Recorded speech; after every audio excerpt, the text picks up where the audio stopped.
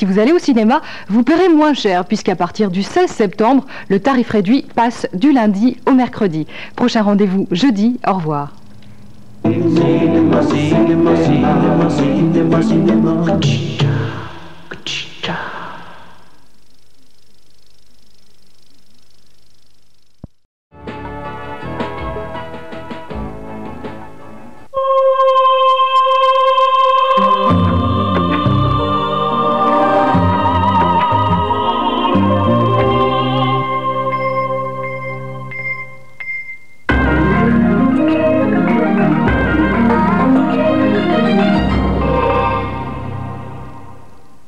Bonsoir. Très attendue aujourd'hui, la rencontre entre les gardiens de prison et le ministre de la Justice a fait long feu, un véritable dialogue de sourds.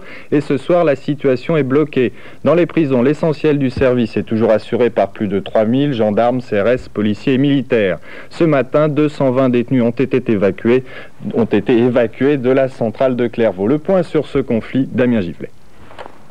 4 heures ce matin, le balai des cars de gendarmes mobiles rentre pour évacuer les 220 détenus de Clairvaux vers 2 autres établissements en Isère et en Savoie.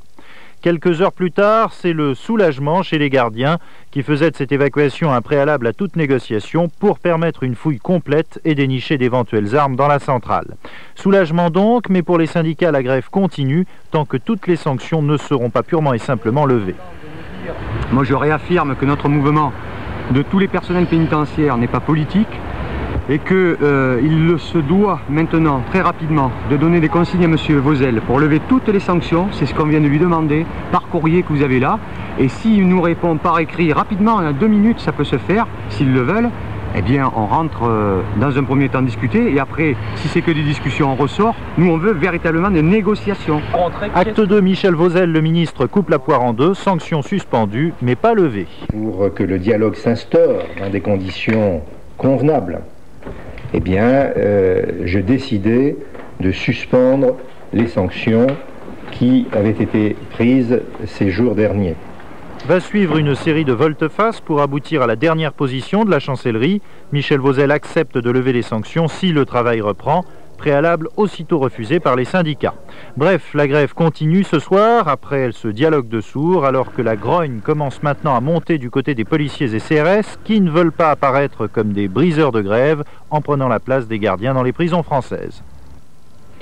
Le Conseil de sécurité de l'ONU a autorisé l'envoi de plusieurs milliers de casques bleus supplémentaires en Bosnie-Herzégovine afin d'assurer la protection des convois humanitaires. À Sarajevo, les bombardements se sont poursuivis comme ici autour de la station de télévision. Dans la journée, les Bosniaques ont cependant changé d'avis. Ils seront vendredi à Genève pour négocier avec Croates et Serbes. D'autre part, toutes les parties en conflit se sont mises d'accord sur une série de mesures qui devraient permettre de reprendre le pont aérien humanitaire en Bosnie.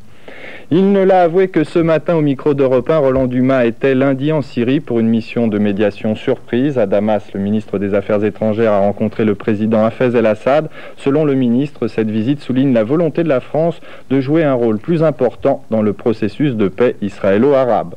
Demain, à titre exceptionnel, le Conseil des ministres aura lieu à Matignon. Il sera présidé par Pierre Bérégovoy. Le Premier ministre a été reçu aujourd'hui à l'hôpital Cochin par François Mitterrand. Les deux hommes ont fixé l'ordre du jour. Je l'ai trouvé bien, a simplement indiqué Pierre Bérégovoy en quittant le président, dont la sortie est toujours prévue pour jeudi.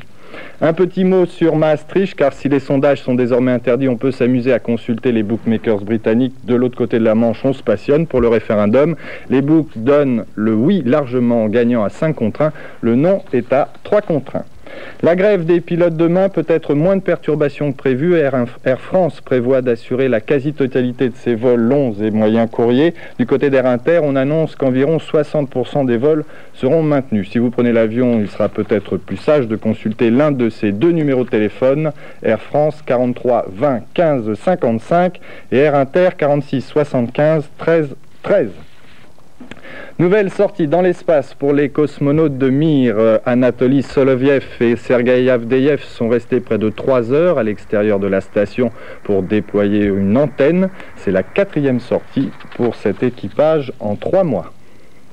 Maradona à Séville, rien n'est joué puisqu'il ne joue pas, mais en tout cas il s'entraîne. Regardez, la vedette participe aux entraînements du club de la cité andalouse. Il tente de faire pression sur son ancien club Naples qui fait toujours obstacle à son transfert. Dans cette affaire, le président de la Fédération italienne de football a été nommé médiateur. L'arrivée du tiercé écarté quintet plus de Vincennes, 18, 14, 16, 17 et 15. Les rapports ne sont toujours pas arrivés. Voilà, les prévisions météo pour terminer avec Alexandra Cazan. Comment tu t'habilles ce soir? Ça dépend du temps. Du soleil en perspective avec un anticyclone qui va de l'Atlantique à l'Europe centrale et donc par voie de conséquence nous englobe totalement demain matin. Néanmoins, on va démarrer la journée sous un ciel variable sur la Bretagne, mais pour les autres, vous n'avez pas de souci à vous faire, si ce n'est le brouillard local et matinal sur une moitié nord. Demain après-midi, encore variable de la Bretagne aux côtes atlantiques, un vent de sud, petit vent de sud d'ailleurs, qui soufflera en Manche à une vitesse de 30 km/h, mais pour les autres du soleil. Les températures iront de 19 degrés à Brest, il fera 22 degrés à Paris, 28 à Ajaccio et enfin 30 degrés à Perpignan et à Montpellier. Simple mortel, c'est le titre du film qui va suivre. Je vous souhaite une excellente fin de soirée.